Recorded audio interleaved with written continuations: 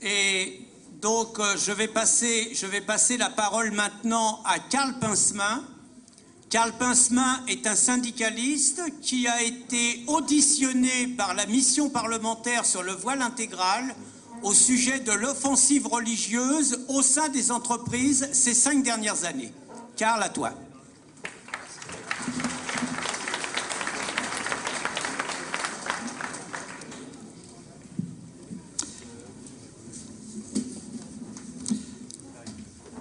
C'est tombé. Bonjour à tous, camarades syndiqués, camarades non syndiqués, je vous souhaite le bonjour. Je me présente, je suis Karl Pinsemain, délégué syndical de Force ouvrière. Suis-je un homme de gauche, moi qui suis ici avec vous, alors qu'on vous présente comme étant des extrémistes de droite?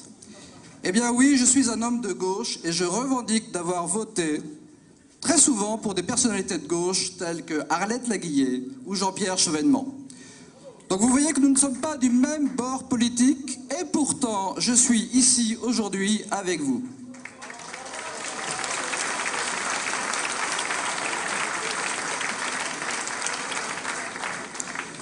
Le député André Gérin m'a appelé à l'Assemblée nationale française pour porter le témoignage de l'intrusion dans le monde du travail des faits religieux. J'ai eu l'honneur de rencontrer les députés et de les informer de manière factuelle sur cette évolution dans les entreprises. Eux m'ont accordé 45 minutes, je crois que je vais déborder. Auparavant, une petite parenthèse. Avez-vous remarqué le silence de toutes les centrales syndicales et de leur direction, y compris la mienne, sur cette intervention devant la représentation nationale? Aucune critique sur mes paroles, aucun démenti. Dans la sphère syndicale, il est rare de faire l'unanimité. C'est pour cela qu'aujourd'hui, je suis fier de représenter la très grande majorité des travailleurs et des syndicats sur cette question.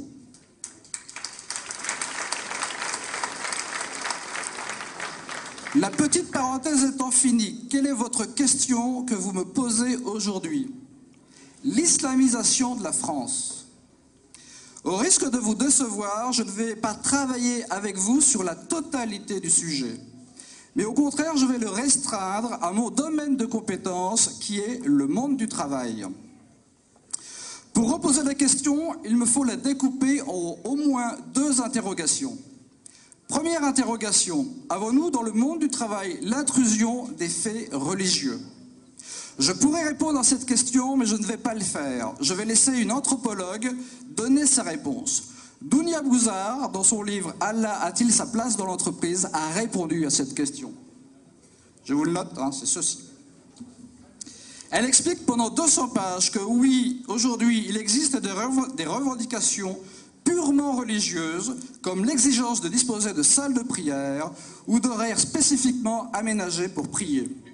Ce sont des faits. Ils ne peuvent plus être niés ou ignorés.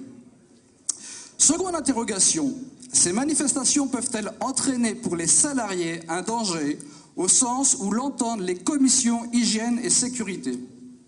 Le danger dans une entreprise ou une usine n'est pas seulement constitué par la chute d'un objet, la coupure avec une scie ou la fracture d'un membre.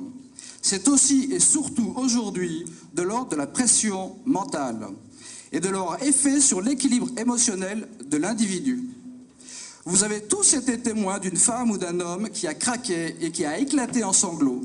Si vous avez des doutes, allez rencontrer les familles des suicidés de France Télécom et parlez-leur du management.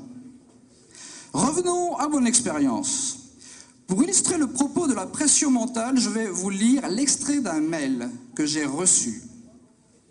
Dans le train qui me ramenait sur Paris, après le travail, une maghrébine se plaignait auprès d'une collègue qui n'était pas de confession musulmane d'être obligée de porter le foulard islamique sur son lieu de travail à cause de la pression d'un certain nombre de ses collègues masculins de même confession.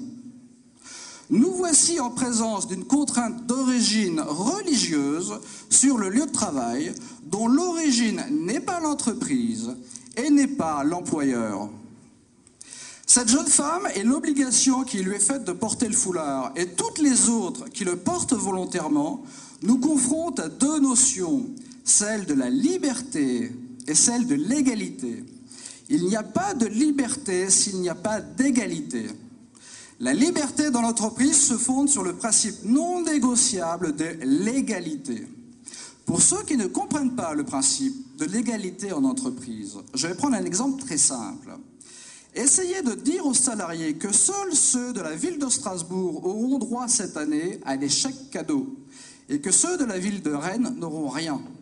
Imaginez ce qui va se passer dans un comité d'entreprise si vous ne respectez pas l'égalité. Imaginons une entreprise de 150 personnes. Imaginons qu'en France, nous aurions à peu près 15% de personnes qui soient favorables à Mahomet. Dans une entreprise de 15 personnes, enfin de 100 personnes, pardon, vous avez 15% de personnes qui vont demander une salle de prière. La direction approuve et fait suite à la demande. Comment gérer le droit de ceux qui sont athées pour respecter l'égalité de traitement dans une entreprise ? Le fondement de notre société étant l'égalité, si je donne ne serait-ce qu'un seul avantage à l'un, je dois compenser ce geste par quelque chose d'équivalent à l'autre. À Bordeaux, des chèques cadeaux, à Strasbourg, un panier garni. L'égalité est le fondement du traitement des travailleurs.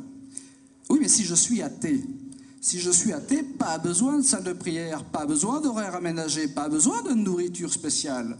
Comment la direction va compenser le fait qu'on donne une salle de prière à quelqu'un? Est-ce que la direction va compenser financièrement un acquis à un groupe? Alors, je ne sais pas, les juifs, on va leur donner 15 € parce qu'on va compenser financièrement, et puis les bouddhistes, 8 €, et puis on a d'autres mouvements religieux qui sont les raéliens, par exemple, on va leur donner 200 €. Vous sentez bien que ce n'est pas possible, dès que le phénomène religieux apparaît dans l'entreprise, qu'on ne peut pas compenser et qu'on ne peut pas respecter l'égalité. Pour bien vous faire comprendre ce concept, je vais revenir à mon voile islamique que beaucoup de jeunes femmes prétendent porter librement. L'idée générale des défenseurs du voile, c'est de dire « c'est ma liberté, personne ne peut m'empêcher de la mettre en œuvre ». Je vous renvoie alors vers la Cour d'appel de Nancy et le jugement du 21 novembre 1982. Je vous lis le jugement. Constitue une cause réelle et sérieuse de licenciement. Le comportement d'une salariée travaillant avec une blouse transparente sur une nudité complète du buste alors qu'elle était amenée à se déplacer dans les bureaux de l'entreprise. Vous imaginez un petit peu, vous voyez, hein? On est d'accord. Cette femme a utilisé sa conception de la liberté pour renier et retirer aux autres l'égalité. Vous en doutez ?